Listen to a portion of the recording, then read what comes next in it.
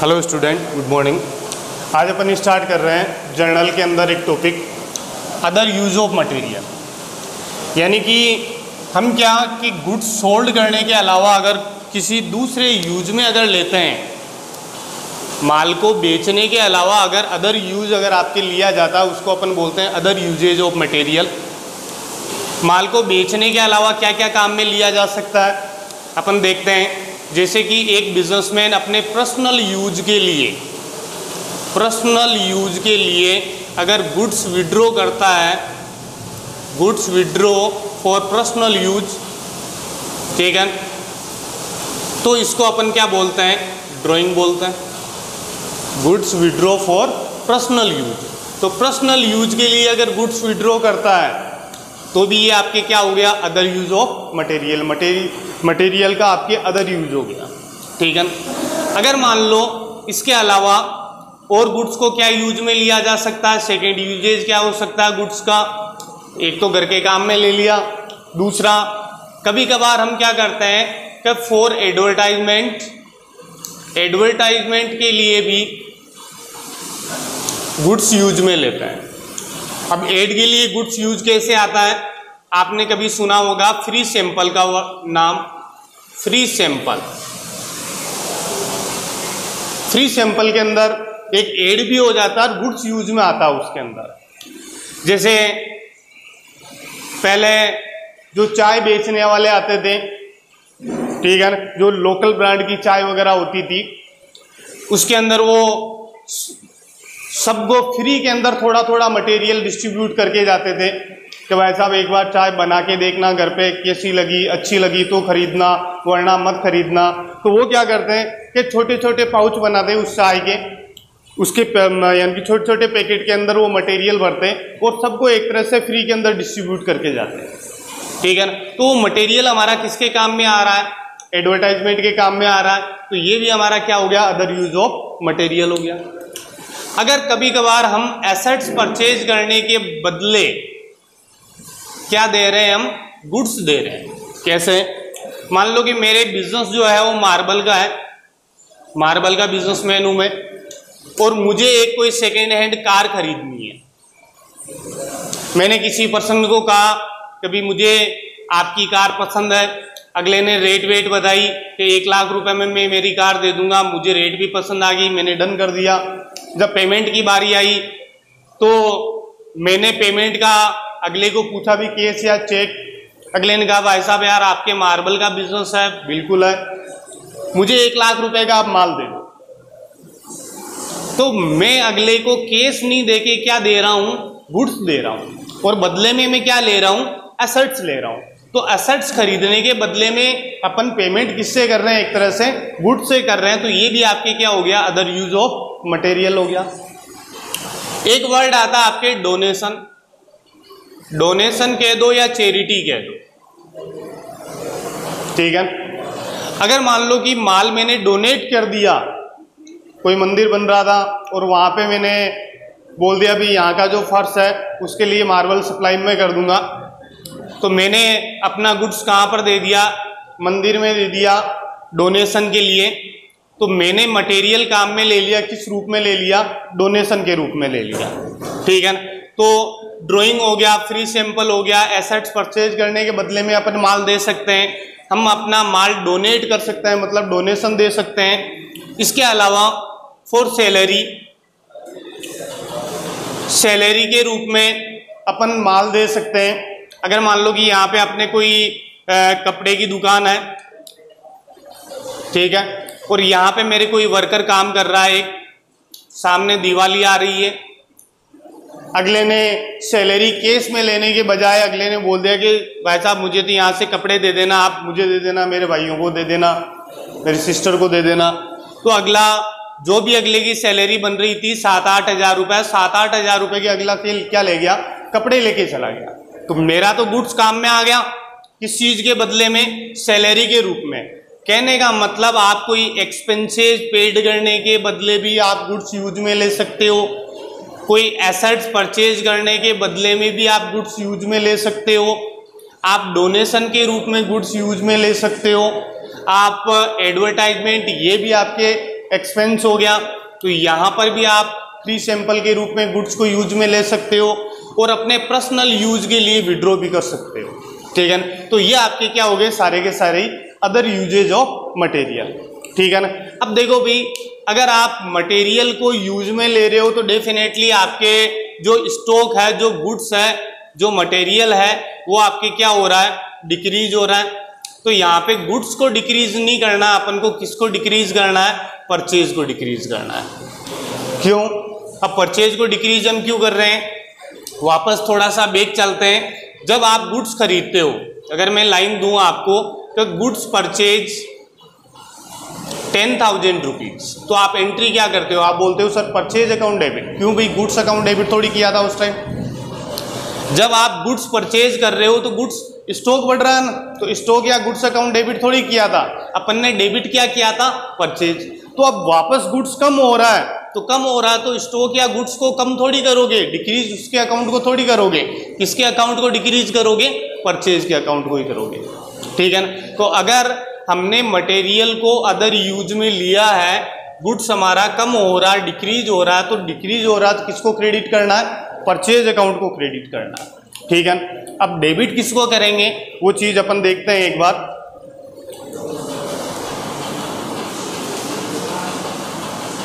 तो देखो,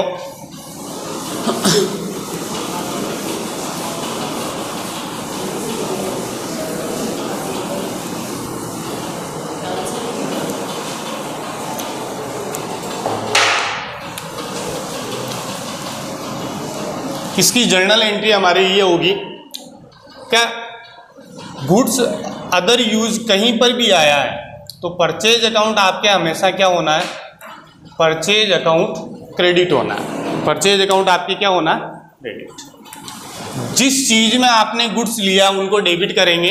तो देखो यहां पे लिख देता हूं, टू परचेज अकाउंट, ठीक है। जिस चीज में लिया है उसको अपन क्रेडिट करेंगे, परचेज को क्रेडिट करेंगे। अब आपने क्या काम में लिया, विड्रॉ किया है, तो ड्राइंग आपको खुद को पता है, ड्राइंग डेबिट होता है।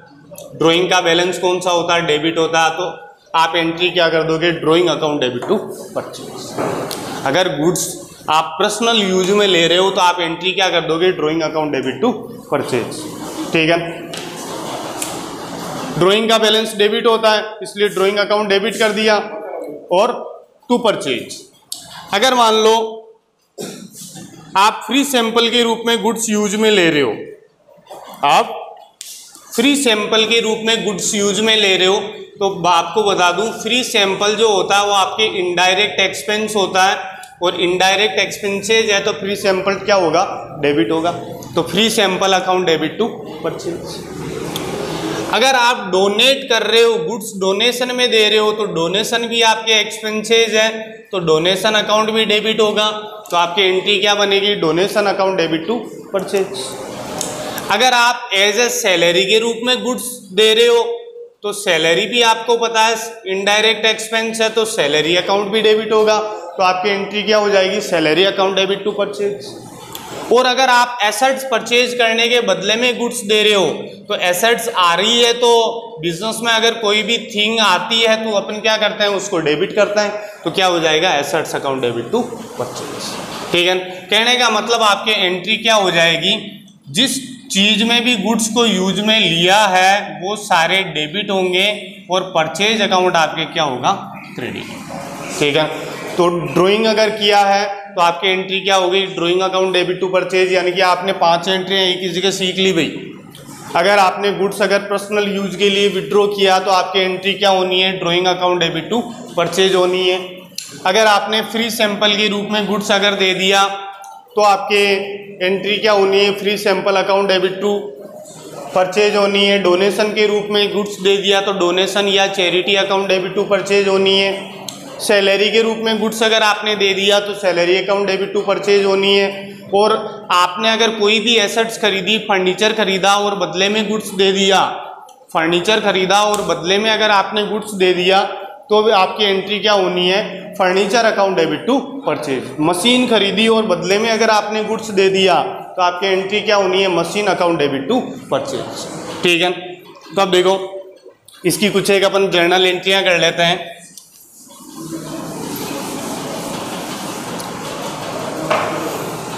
यहाँ पे फर्स्ट मैंने दिया है 10,000 rupees goods withdraw for personal use.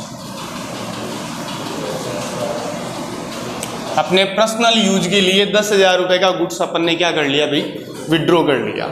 तो जैसे ही पर्सनल यूज वर्ड आता है, ड्राइंग वाला टॉपिक अपन पहले ही पढ़ चुके हैं भाई, अगर पर्सनल यूज वर्ड आता है तो ड्राइंग हो गया, ड्राइंग का बैलेंस और डेबिट होता है, तो ड्राइंग हम डेबिट करते हैं, ड्राइंग अकाउंट डेबिट।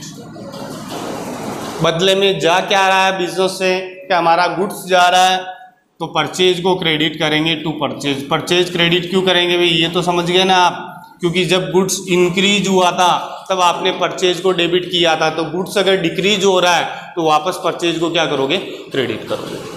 ठीक है। इसके बाद में 5,000 rupees goods give for charity. 5,000 रुपये का गुड्स किसके रूप में दे दिया आपने, चैरिटी के रूप में दे दिया। तो आप एंट्री क्या करोगे, charity account debit to purchase करोगे भी, charity account debit to purchase. ठीक है। इसके बाद में मैंने आपको बोला परचेज ए फर्नीचर 50,000 एंड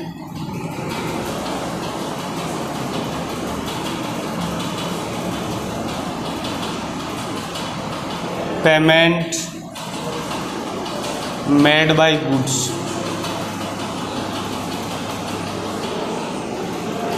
ठीक है। पेमेंट किससे कर दिया, गुड्स से कर दिया, यानी कि गुड्स एक्सचेंज कर दिया। तो आपकी एंट्री क्या हो जाएगी, फर्नीचर है तो फर्नीचर अकाउंट डेबिट टू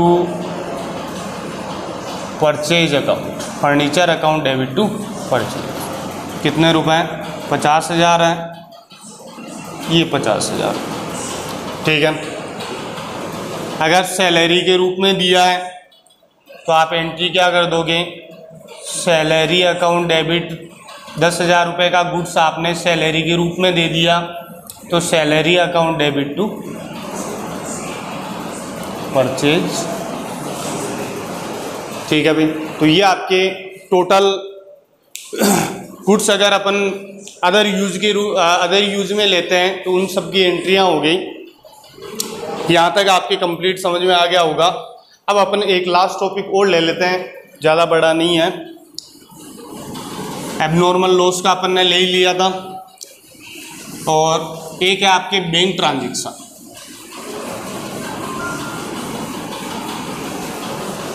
देखो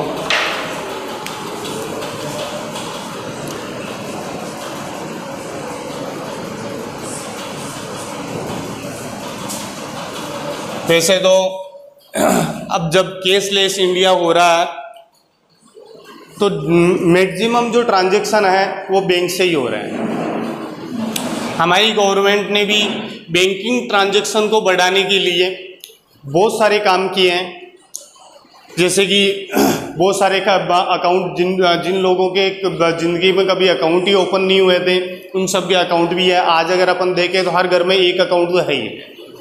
अपन भी ज़्यादातर बैंक ट्रांजैक्शन से जुड़ रहे हैं, भले ही वो नेट बैंकिंग के बहाने हो, पेटीएम के बहाने हो, गूगल पे के बहाने हो। हमारे काम भी आसान हो जाता है इससे कि एक तो बैंक में जाके पेमेंट किसी के डिपॉजिट करवाना हो और वही सीधा गूगल पे से सीधा ट्रांसफ़र कर दिया। और गवर्नमेंट के भी ये बेनिफिट है कि भी ज़्यादा से ज़्यादा टैक्स पेयर जो है उनकी संख्या इस चीज़ से बढ़ रही है। ठीक है ना। अपने अकाउंट के हिसाब से आपको बता दूं कि बैंकिंग ट्रांजैक्शन करने से ही आपको इनकम टैक्स में रिबेट मिलती है अभी। इनकम टैक्स में जो रिबेट मिलती है वो आपके किससे मिलती है? बैंक ट्रांजैक्शन करने से ही मिलती है। ठीक है, 20,000 से बड़ी अमाउंट, मोर देन 20,000 से कोई भी आपके अमाउंट बड़ी है और उसका पेमेंट अगर आपने केस में किया है तो इनकम टैक्स में उसकी रिबेट नहीं मिलती, इनकम टैक्स में उसकी कभी भी छूट नहीं मिलती है। ठीक है ना। तो अपन को ज़्यादातर ट्रांजैक्शन कौन से करने पड़ते हैं? चेक से या बैंकिंग ट्रांजैक्शन ही करने पड़ते हैं। अब बैंक ट्रांजैक्शन अपन को किस हिसाब से करना है ये चीज़ देखना है। तो देखो भाई, बैंक बैलेंस, बैंक जो है इसको अपन ने एसेट्स माना है।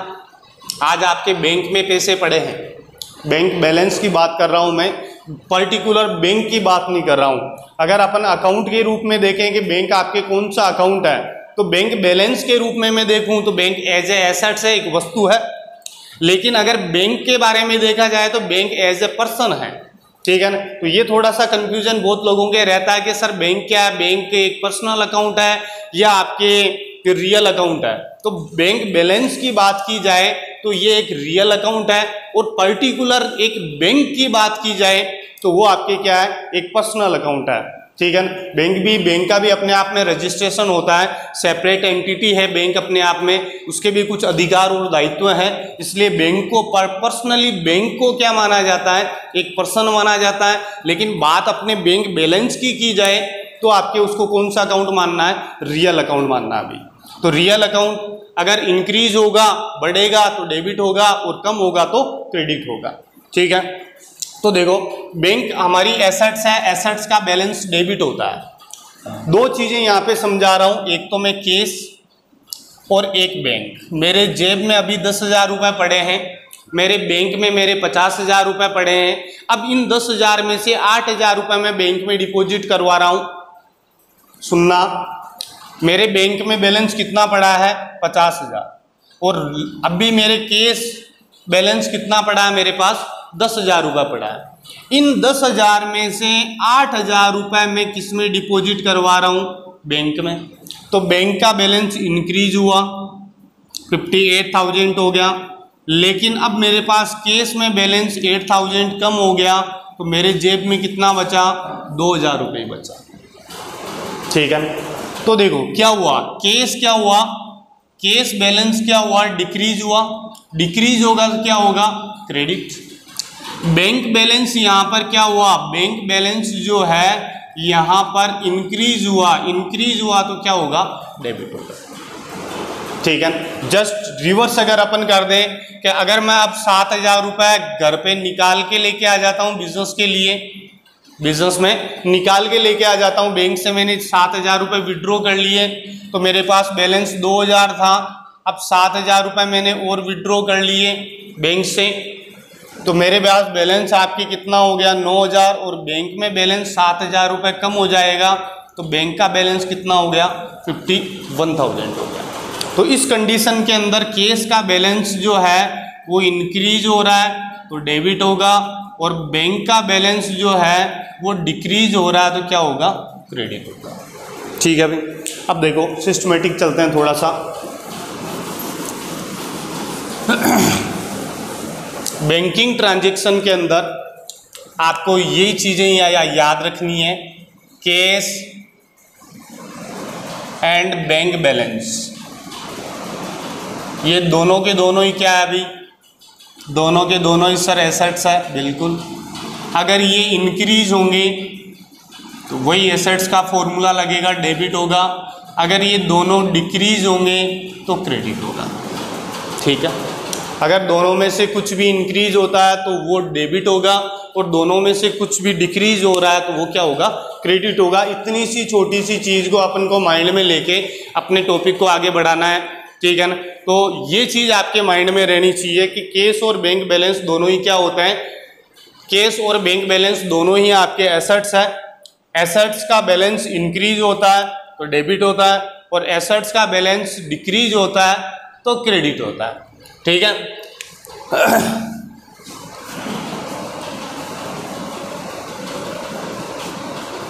तो सबसे पहला ट्रांजैक्शन अपन लेते हैं, first amount deposit into bank.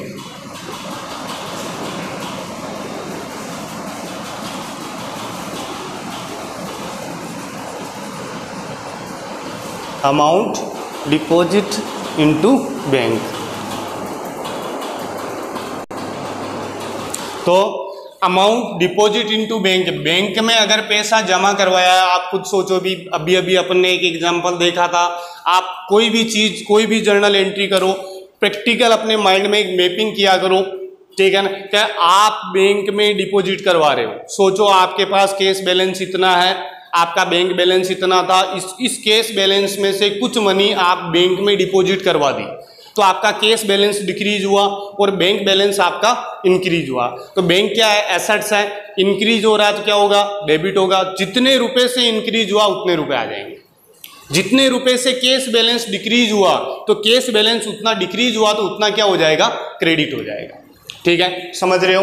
तो अगर आप बैंक में पेमेंट डिपॉजिट करवा रहे हो तो बैंक बैलेंस इंक्रीज हो रहा है भी आपके, तो बैंक अकाउंट क्या होगा, बैंक अकाउंट डेबिट होगा। और कैश बैलेंस डिक्रीज हो रहा है तो कैश अकाउंट क्या होगा, क्रेडिट होगा। बस इतनी सी छोटी सी बात थी, ठीक है। दूसरी, जस्ट इसकी रिवर्स एंट्री भी साथ के साथ ही कर लेते हैं। Amount withdraw, amount withdraw from bank for office use, ठीक है। ऑफिस यूज के लिए, बिजनेस के लिए बैंक से पैसा निकाला, तो बैंक से अगर पैसा निकाला तो बैंक बैलेंस क्या हो रहा है अभी, डिक्रीज, तो बैंक बैलेंस क्या हो जाएगा, क्रेडिट हो जाएगा। और इससे आपका कैश बैलेंस बढ़ रहा है तो कैश बैलेंस तो इंक्रीज हो जाएगा, कैश अकाउंट डेबिट, और बैंक बैलेंस कम हो जाएगा, बैंक अकाउंट क्रेडिट। दो एंट्रियां हो गई आपने, ठीक है। अब देखो यहाँ पे बच्चे थोड़े से कंफ्यूज होते हैं भी, अगर मैं यहाँ पे एक हल्का सा वर्ड चेंज कर दूं, amount withdraw from bank for office की जगह अगर मैं पर्सनल लिख दूं तो पूरी एंट्री चेंज हो जाती है, अभी ध्यान रखना।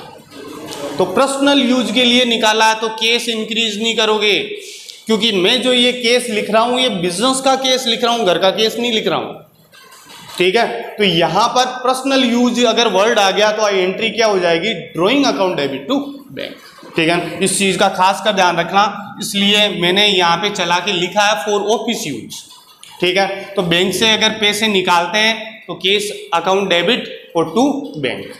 अगर आप पेमेंट करते हो, payment made by cheque, payment made by cheque, cheque से अगर आपने कभी भी पेमेंट किया है भाई, हमेशा ध्यान रखना बैंक अकाउंट क्रेडिट होगा, dash dash dash account debit to bank. अब मैंने ये डैश क्यों छोड़ दिया, ये डिपेंड करता है कंडीशन के ऊपर। आपने माल खरीदा है, पेमेंट चेक से किया है तो purchase account debit to bank होगा। आपने मशीन खरीदी है और पेमेंट चेक से किया है तो आपके machine account debit to bank होगा। अगर आपने फर्नीचर खरीदा है और पेमेंट चेक से किया है तो furniture account debit to bank होगा, ठीक है ना। तो ये डिपेंड करता है कंडीशन के ऊपर। आपने सैलरी चेक से पेड की है तो salary account debit to bank होगा। आपने अदर कोई एक्सपेंसेज चेक से किए हैं तो वो expenses account debit to bank होगा। तो डेबिट जो होना वो डिपेंड करता है इस लाइन, यानी कि लाइन के ऊपर डिपेंड करता है यहाँ पे कंडीशन क्या अप्लाई हो रखी है, ठीक है भाई। तो payment made by cheque, payment कभी भी चेक से करते हो तो बैंक अकाउंट आपके हमेशा क्या होगा, क्रेडिट होगा, ठीक है। चेक कभी भी रिसीव्ड होता है, ठीक है, या चेक रिसीव्ड, चेक अगर आपके रिसीव्ड हुआ कभी भी, ठीक है ना, तो आपके हमेशा केस अकाउंट डेबिट करना है भाई, cash account debit to condition जो भी होगी वो अलग बात है, ठीक है। अब आप बोलोगे सर चेक रिसीव्ड हो रहा है आप केस अकाउंट डेबिट कर रहे हो, बिल्कुल बैंक अकाउंट डेबिट कैसे हो जाएगा। हाँ, आप चेक इन हैंड लिख सकते हो, ठीक है। कहीं कहीं पे जैसे सीबीएसई की कुछ एक बुक्स है वहां पर केस की बजाय क्या लिखा हुआ है, चेक इन हैंड, लेकिन बैंक अकाउंट डेबिट तो पॉसिबल ही नहीं है। आज अभी इस कंडीशन, अभी इस टाइम की बात करें, मुझे अभी आके कोई 10,000 रुपये का चेक दे दे तो क्या मेरा बैंक बैलेंस इंक्रीज हो गया क्या? नहीं, अभी तो मेरे पास आया है, इसको मैं बैंक में डिपॉजिट करवाऊंगा, बैंक उसको वेरीफाई करेगी, आपके अकाउंट में पैसे ट्रांसफर करेगी, तब जाके बैंक अकाउंट डेबिट होगा, अभी नहीं हो सकता है। तो और अपनी जो जर्नल एंट्रियां होती है वो क्रोनोलॉजिकल फॉर्म में होती है, डेट वाइज। आज की डेट को अगर मुझे चेक रिसीव्ड हुआ तो आज की मुझे एंट्री पास करनी पड़ेगी, ठीक है ना। तो चेक अगर रिसीव्ड हुआ तो इसको मैं क्या मान लेता हूं, केस ही मान लेता हूं, जब तक मैं बैंक में जमा नहीं करवाता, ठीक है। लेकिन यहां पे देखना, cheque received and deposit into bank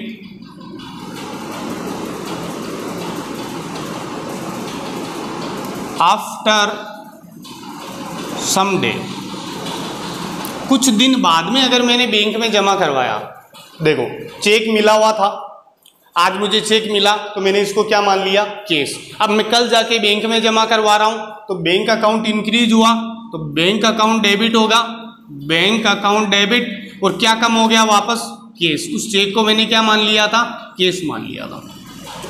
तो चेक अगर रिसीव्ड हुआ और उसको कुछ दिन बाद में अगर जमा करवाते हैं तो जिस दिन रिसीव्ड हुआ उस दिन तो ये एंट्री होगी, और जिस दिन जमा करवाया उस दिन ये एंट्री होगी। लेकिन last, check received and deposit into bank in same day, अगर उसी दिन बैंक में जमा करवा दिया, आज मुझे चेक मिला आज ही बैंक में जमा करवा दिया, तो ये एंट्री थोड़ी करूंगा, फिर तो मैं यही एंट्री करूंगा, bank account debit, bank account debit to जो भी रीजन रहा उस रीजन को क्रेडिट कर दूंगा। जैसे मैंने माल बेचा था, good sold 10,000 rupees, cheque received and deposit into bank, तो bank account debit to sales, ठीक है भाई। तो ये आपके बैंक से रिलेटेड सारे ट्रांजेक्शन मैंने बता दिए। अब आप जर्नल एंट्री के कोई से भी क्वेश्चन आप कर सकते हो, सारे क्वेश्चन आपको करने हैं। जहाँ पर भी आपके प्रॉब्लम आती है तो प्रॉब्लम आप मुझे बता सकते हो। काफ़ी लंबा वीडियो बन गया, 27 मिनट का बन गया है, ठीक है। तो इस वीडियो के लिए इतना ही। नेक्स्ट वीडियो के अंदर अपन और इसके बुक से रिलेटेड क्वेश्चन करेंगे, ठीक है। Thank you for watching.